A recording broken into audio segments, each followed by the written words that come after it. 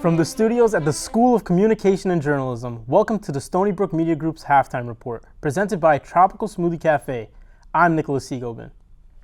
On October 19th, Stony Brook's writing program celebrated the nation's National Day of Writing. Established by the National Council of Teachers of English, it brought together extraordinary writers of all backgrounds and genres. One by one, the students stepped up to the podium to share their writing experiences and to read aloud from their works. One student described his experiences with the clash of generations and cultures. Another compared the rigors of her math classes with the freedom of writing. Others shared poetry and prose, joy and tragedy, and fact and fiction. October is Domestic Violence Awareness Month.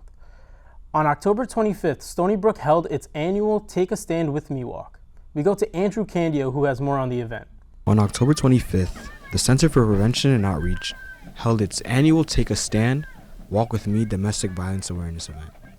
So this walk is for domestic violence awareness. It's an annual tradition at Stony Brook. It's been going on roughly 20 years. The point of this is to bring visibility to the issue.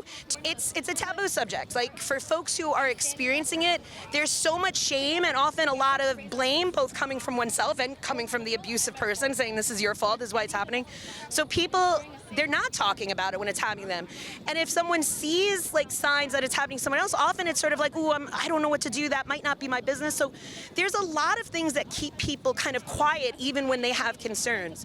So an event like this and the other activities we do are intended to kind of really shatter that silence, get people talking, get people sort of making noise about something that we should be screaming and yelling about, like this is not acceptable.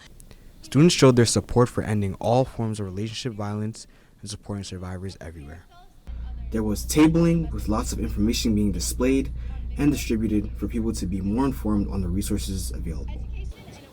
I'm a part of Omega Phi Beta Sorority Incorporated. It's important to us because our national philanthropy is raising awareness towards violence against women.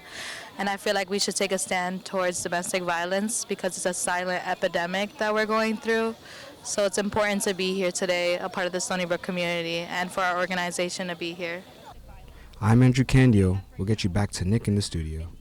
For this week's MVP, we would like to shine a light on Lori Kai, the Communications Director of the School of Communication and Journalism. Lori goes the extra mile for our students. She acclimates new students to the campus, listens to their wants and needs, and points them to the people and resources that can bring their passions to life.